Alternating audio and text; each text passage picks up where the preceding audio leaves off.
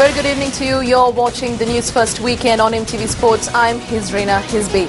An Egyptian court has sentenced ousted President Hosni Mubarak and his two sons to 3 years in prison for embezzlement. The News First International Desk will have the details. But first, a look at the headlines. President orders for immediate halt to deforestation at the Wilpattu National Park.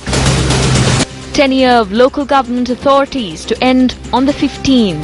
රාජ්‍ය සභාවල් 15 වෙනිදාට විසිරවන්න තීරණය කළා තියෙනවා. පළාත් පාලන ආයතන කාලය දීර්ඝ කරන්නේ නැතිනම් කරුණාකරලා මැතිවරණයකට යන්න. Fire at a labour camp in Qatar leaves Sri Lankan expatriate workers destitute. Inclement weather affects the island. Met Department warns of lightning-related accident.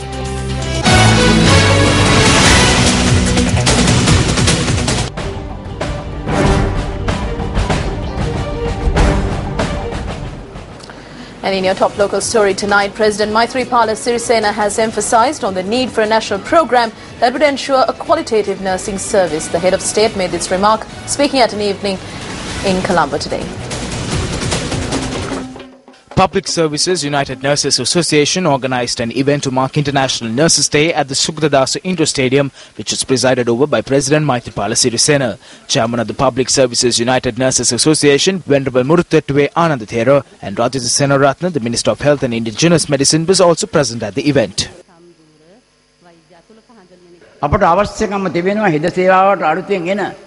We have a need to improve the quality of those who newly join the nursing service.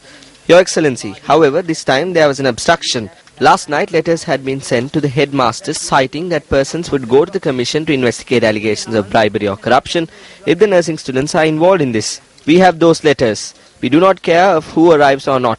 We appreciate your presence here.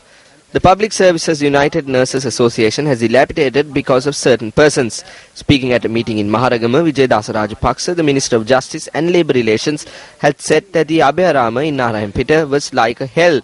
We tell him that the hell was made for persons like him and for no other reason.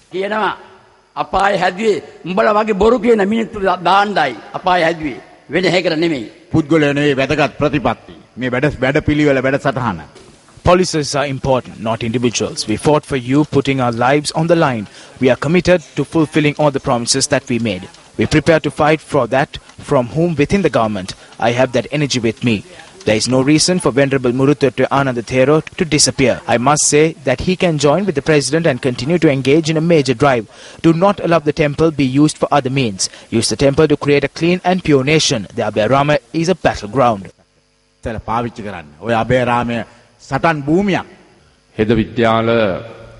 We attempted to implement the proposal to transform the nursing schools into nursing universities. They should not be limited to a mere signboard. There is a need to prioritize the provision of facilities with proper standards and new equipment in order to transform your nursing school to a nursing university. Therefore, taking into account the decisions that were taken in the recent past, I believe that my government and the minister, we all could join together and upgrade the nursing schools to universities with more facilities and more technical equipment. I believe that we all need to work for that cause. අපි ඒ සම්බන්ධයෙන් කටයුතු කිරීම ඉතාම අවශ්‍යයි කියන එක මම විශ්වාස කරනවා.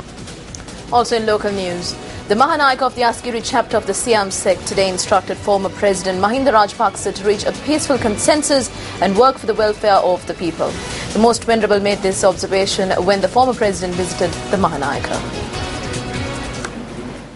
Former President Mahinda Rajapaksa, who arrived at Urulavatta Vihare of the Askeri Mahavihare this morning, called on the new Mahanaika of the Askeri chapter of the Siam sect, Most Venerable Galagama Sri Attadasithero. When we read the newspapers, we observe that both sides are yelling at each other. We need to reach a peaceful consensus and work for the betterment of the country. The advice of the Mahasangha is also the same. Think wise and work for the welfare of the people.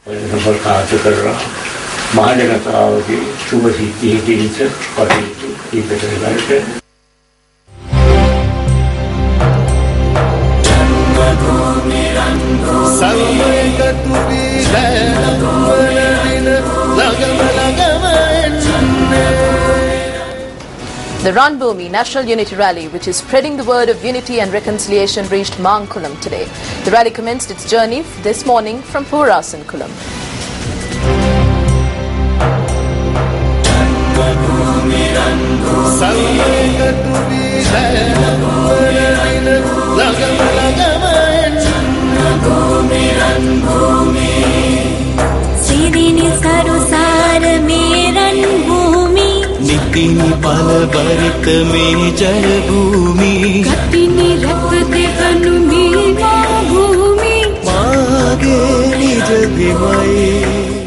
Mankulam is the final stop of the Run Bhumi Unity Rally, joint initiative of the MTV-MBC networks, Newsfirst, the National Youth Services Council and the Colombo Port City project. Spreading the word of unity and reconciliation across villages, the rally commenced its journey yesterday from Thalemannar and reached Madu. The convoy commenced its journey from Puvarasamkulam, Jaffna. The locals of Puvarasamkulam established a fine example of unity and reconciliation by joining with the rally this morning. The convoy commenced its journey from the Puvarasamkulam school subsequent to multi-religious observances. The children of the area, who were battered by gunfire for decades, took the opportunity to showcase their talents to the world.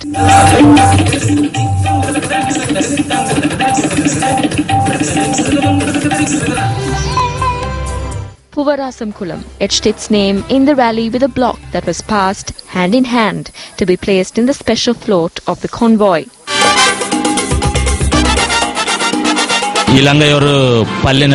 Sri Lanka is a country where all ethnicities live in. An environment has been created where all can live together in unity. Let us further enhance the unity and live together as brothers. The Unity Rally, which was organized in a bid to create unity among all communities, reached a village called Puvarasamkulam. We extend the wishes of this village. This is a good initiative, the first of its kind in Sri Lanka. This is something required for Sri Lanka. This will be the first step to build unity among communities. It is a pleasure to support this initiative devoid of caste and creed.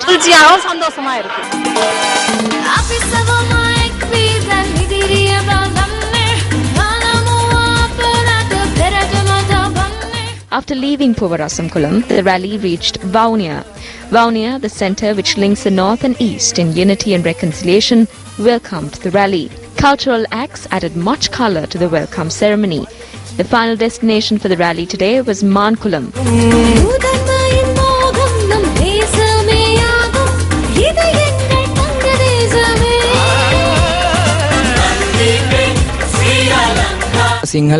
At a time when the Unity Monument is being built in Colombo together with the Sinhalese, Tamils and Muslims, the arrival of this initiative to Vaunia is a matter of pride.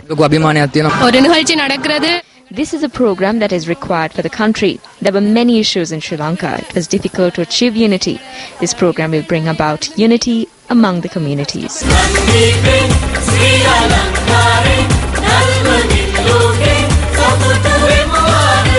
The Run Bhumi National Unity Rally reached Mankulam this evening, bringing much hope and reconciliation. Locals of Mankulam, whose lives were overshadowed by the bitter memories of the war, welcomed the rally of unity and reconciliation with smile. Mankulam also made its contribution to the Run Bhumi National Unity Rally.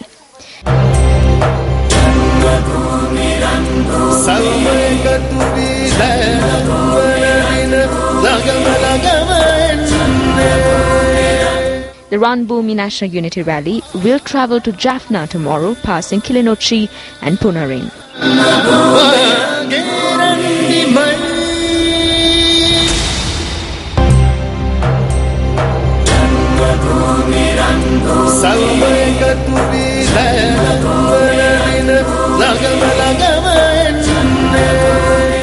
President Maithripala Sirisena had ordered for the immediate stop to the deforestation and land clearing taking place at the Vilpattu National Park. Issuing a communique earlier this evening, the President's media division says that the President had instructed the respective units to take immediate legal action against persons involved in the deforestation and land clearing taking place at the Vilpattu National Park. According to environmentalists, the deforestation was taking place without a proper assessment report.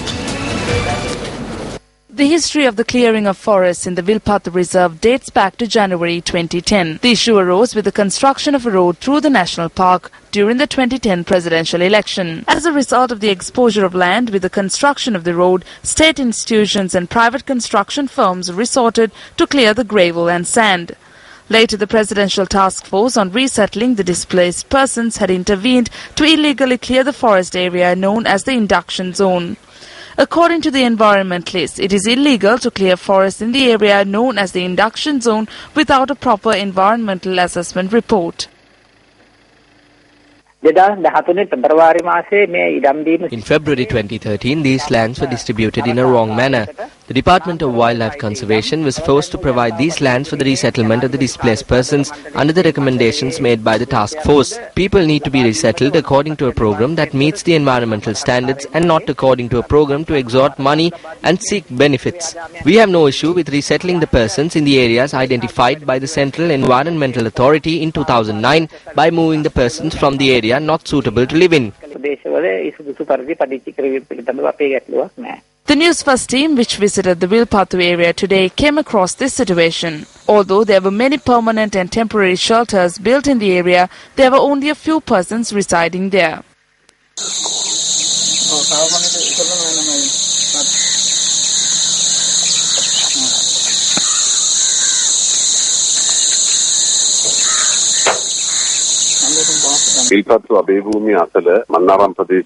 It was reported that illegal land clearing and deforestation was taking place in the area of the national park close to Mannar.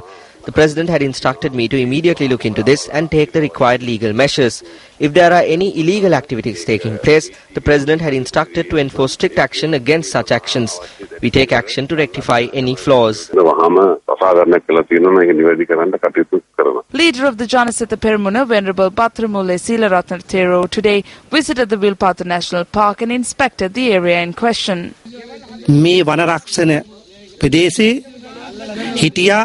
The Grama Seva office, the divisional secretariat and several other officials were there. The minister and the subject minister were also present. Were they sleeping all along? What were they doing? Therefore, provide the people with houses in an area which will be suitable and move them from here. The government and the ministers need to come together to protect the Wilpattu National Park.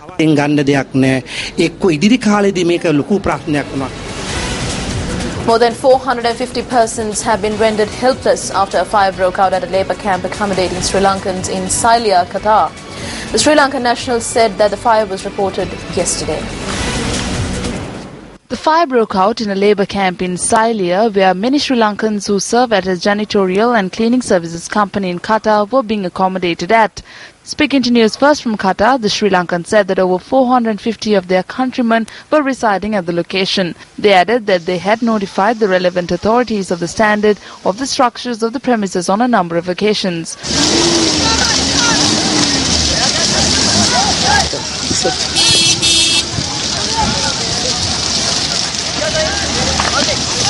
Although no casualties were reported, the Sri Lankan nationals have been temporarily housed at another camp. The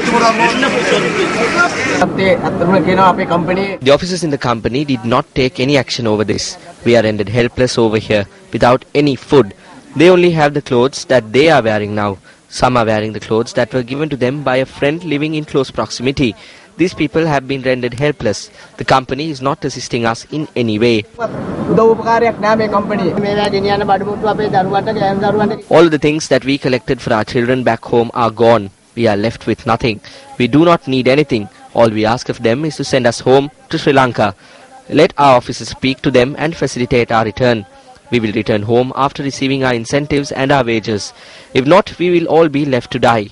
We contacted the embassy yesterday and the person who answered called Lalit asked us to call him back. But when we did, he never answered. People have come here after mortgaging their houses and lands. We cannot die here. We are all helpless here. Majority of the occupants are Sri Lankan and Nepalese. No one has come forward to help us. When inquired, Nanadaba Vikramasuriya, chairman of the Sri Lanka Bureau of Foreign Employment, said that measures in this regard have been taken by the officers in the embassy. The incident that has took place in Qatar is informed to me, and I have advised my officials to go and inspect the scene. We have understood that about 450 Sri Lankans are being affected by this fire, and they are being now replaced to another place for accommodation. I have advised my officials to go and see the suitability of those accommodation, and after their confirmation only, we are going to accept that. If it is not to the standard, we are going to tell the employers to give them some alternative accommodation. So far, there is no hospitalization or any other serious issues have been reported. The Sri Lankans' voice are safe. The Met Department says that under the influence of the Intertropical Convergence Zone, showers or thunder showers will occur at most parts of the island, and the department adds that heavy rainfalls of about 100 millimeters are also expected at some of the places. Thunder showers and heavy rains were reported yesterday in several areas in the western and southern provinces. Accidents due to lightning were also reported while several lowlands were flooded. Several houses in Balapitiya, Pathamulla and Ovilana were submerged due to the overflowing of the Mudaganga. 86 families and 275 individuals have been affected due to this. Meanwhile, 25 houses were inundated in the Mahagangoda area in Aluthwala, Gaul. The floods also caused heavy congestion on the Aluthwala-Ambalangoda road for several hours as well. The Gaul-Badegama road and the Gaul-Karapiti roads were also inaccessible due to the overflowing of the Moragura canal in Gaul. Residents of 30 houses which were inundated in Rajapura, Bettima and Berula have been removed to temporary shelters with the assistance of the locals in the area. Locals lament that this situation arose as a result of the drainage system not being maintained in a proper manner. Our correspondent added that around 47 houses were affected by the floods down Paris Pereira Mawatha in Jayala.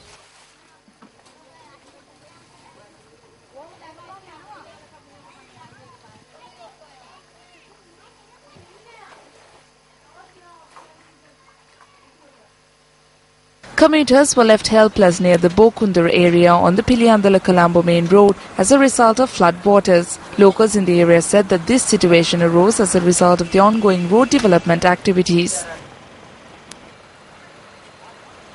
Irrigation engineer of the Rajangane reservoir noted that 6 spill gates of the reservoir were opened at 6 p.m. yesterday.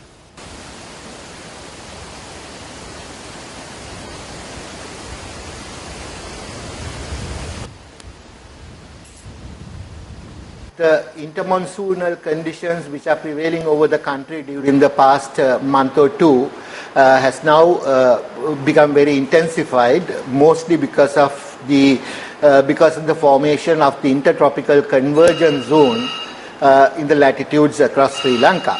So due to this reason, during the last 24 hours, rain and thunder showers were fairly widespread over most parts of the country. Heavier falls were confined mainly to the Kalutara and Gaul districts, with Kalutara reporting a rainfall of 152 millimeters and Gaul 127 millimeters.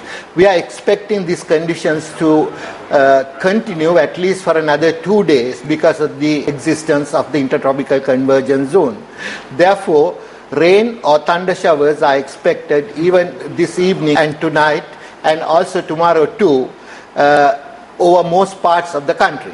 A few showers are also likely in the morning, especially in the southwestern coastal areas and in the central hills. The Met Department also warned that heavy rains will be accompanied by lightning, adding that the public need to take precautions to prevent lightning-related accidents. It was described as one of the most boring political campaigns in British election history, but it finished in the most dramatic fashion. 3 political parties are now leaderless, and David Cameron has secured the first Conservative majority in 23 years. Striking a conciliatory tone with his rivals, David Cameron promised to govern the party of one nation, one kingdom. Elections can be bruising clashes of ideas and arguments. And a lot of people who believe profoundly in public service have seen that service cut short. Ed Miliband rang me this morning to wish me luck with the new government.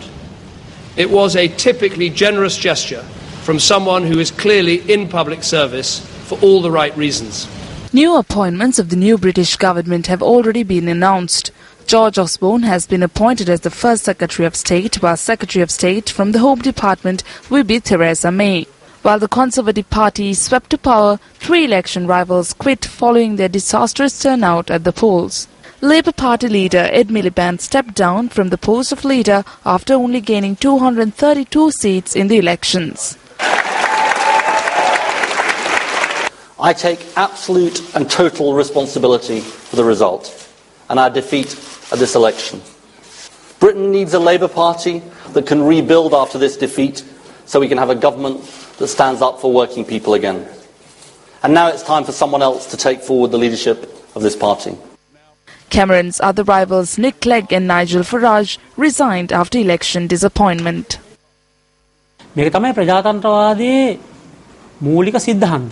This is the theory of democracy. That means the party and the leader of the party which gains the majority in a general election or any other election will govern the country for the respective tenure.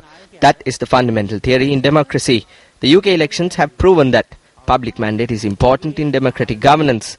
That is, the leader with the majority will be given to govern. If there are flaws in his way of administration, it is the responsibility of the opposition to raise criticism. It is also the responsibility of the opposition to support any good deeds of the government. This system is being properly followed in Britain.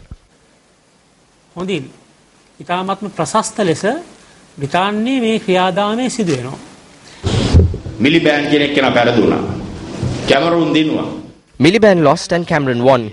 Miliband resigned. He left politics. How is it over here? After defeat, they are trying to re-enter parliament through the back door. So where are these things called self-respect, political respect and political culture? If our country needs to be developed, we need to seek the respect of the people.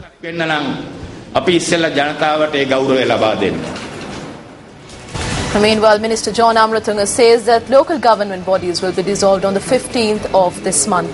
UPFA MP Dallas Alahaperma says that if the tenure of the local government authorities are not extended, an election needs to be called for. Even though the official term of the local government bodies was scheduled to end in March, the term was extended by 1.5 months.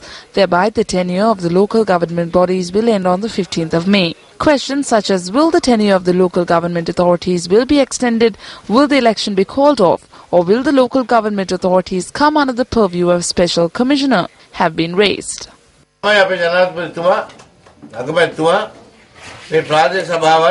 The President and the Prime Minister have decided to dissolve the local government bodies on the 15th. They were to be dissolved in March. Due to political reasons, the tenure was extended by a month and a half. The tenure of those bodies will end on the 15th of May.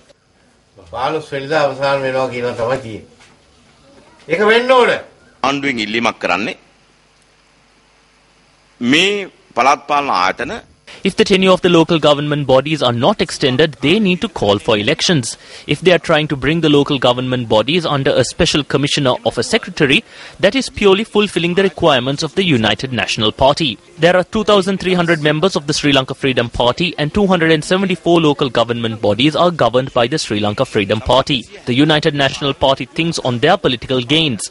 They want to take away the power of the SLFP and UPFA on local government bodies. They want to take it away. The United National Party's agenda is to do this in silence and head for the general elections. 23 individuals, including parliamentarians, who were granted bail on charges of demonstrating in close proximity to the Commission to investigate allegations of bribery or corruption despite a court order, provided their statements to the Cinnamon Gardens Police today. 26 persons, including UPFA MPs who engaged in the demonstration despite a court order, were produced in court yesterday. They were granted bail yesterday and court ordered for them to provide their statements by visiting the Cinnamon Gardens Police. Thereby, 6 monks representing various organizations, 10 MPs and 5 provincial councillors provided their statements today. Venerable Galagodatte Yanasara Thero, who did not appear in court yesterday, was not present to provide a statement today as well. Lawyers informed courts that the Venerable Thero had travelled abroad. Court ordered that the Thero be produced in court.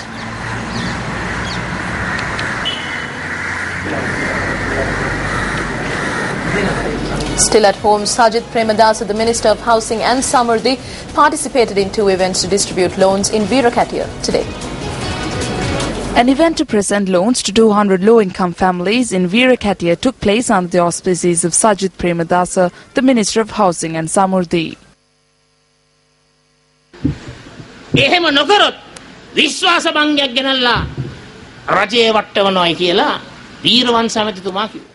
Dissolve the parliament immediately. If not, the government will be toppled with a no-confidence motion. Now that is the statement that was made by Veeravansa. Now who is Weerawansa? I feel sorry, but he was the one who kept on calling the former president and who asked him to go for a snap election 2 years prior to the end of the tenure, saying that then they could hit back at the opposition. The same person is now saying that the government will be toppled with a no-confidence motion. But when you were a minister, you maintained 33 vehicles and the rent of one of those vehicles per month was pegged at 80,000 rupees. Did you not use the vehicles which is under the State Engineering Corporation for political activities? He was the reason for the Engineering Corporation to incur losses. Now he speaks of elections. කෝටි ගණන් වාහන පාවිච්චි කරන්නේ දේශපාලනේ. දැන් රාජ්‍ය ඉංජිනේරු සංස්ථාව බංකොලොත් කරපු මිනිහා දැන් අභියෝග කරනවා මැතිවරණයක් තියන්නේ කියලා. Sagar Ratnayaka, the Prime Minister's Chief of Staff, says that the government is prepared to present the Right to Information Act to Parliament. He made this comment during an event in Mathura. An event to commemorate late journalist Pasan Ramavikrama took place in Mathura today. Sagar Ratnayaka commented on the Information Act.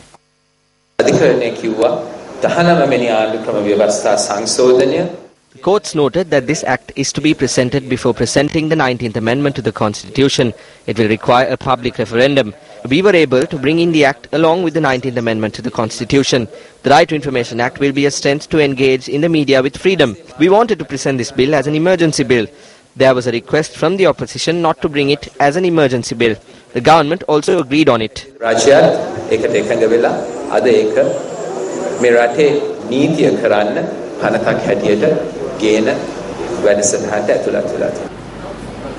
Meanwhile, senior lawyer Gomin Dayastri says that there is an attempt to influence the media through the Rights to Information Act.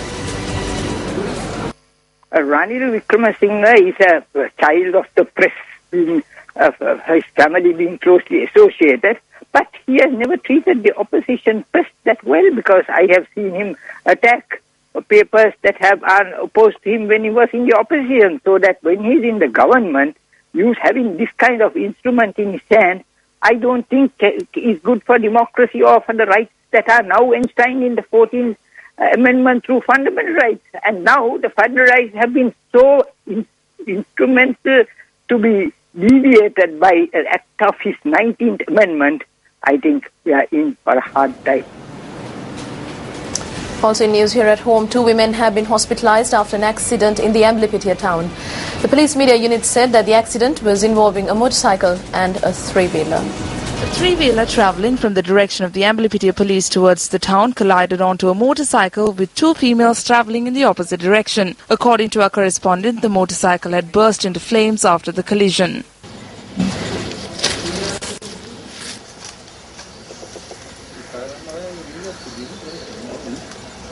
The 2 women travelling in the motorcycle were admitted to the Amblipitia hospital for burn injuries.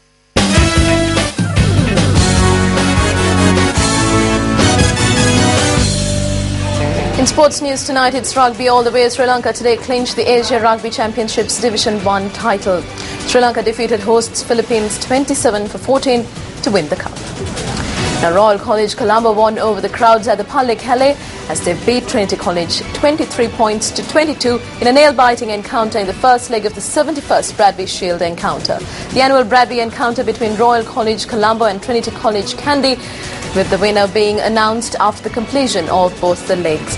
The first leg of the 71st Bradby encounter took place at the Parliamentarians grounds in Kandy. At the half whistle, the last from Kandy led 12-10. However, Royal College engaged in a more offensive play, scoring 13 points in the second half, while Trinity College could only score another 10 points. Royal College won the first leg of the Bradby 23-22. The second leg of the Bradby will be played at the Royal College grounds, and the school with the highest points will be presented the coveted Bradby Shield.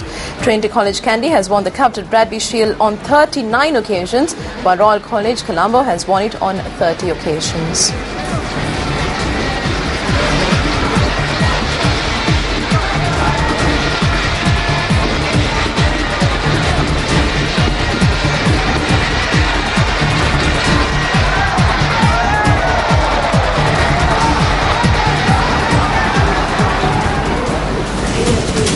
The 5th concert in the ongoing Earl de Fonseca Chamber Music Concert Series presented by the Symphony Orchestra of Sri Lanka was held at the Lionel Wendt Theatre yesterday. The concert has been titled the Dr. Earl de Fonseca Chamber Concert. Dr. Earl Fonseca was the conductor of the Symphony Orchestra of Sri Lanka for over 40 years from 1961 until his death in the year 2000. A chamber orchestra conducted by Dushanti performed 3 remarkable works for string orchestra, enduring popular double violin concerto.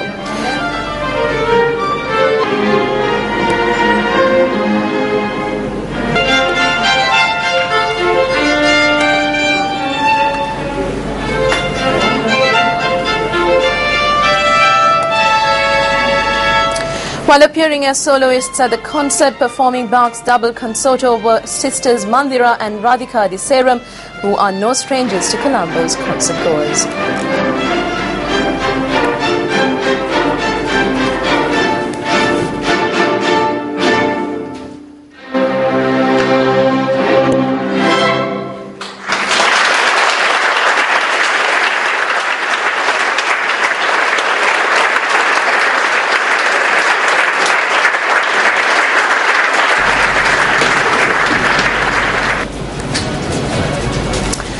Well, that's a wrap of tonight's edition of News First on MTV Sports. I'm Hisrina Hisbi. Do take care and enjoy the rest of your weekend. Good night.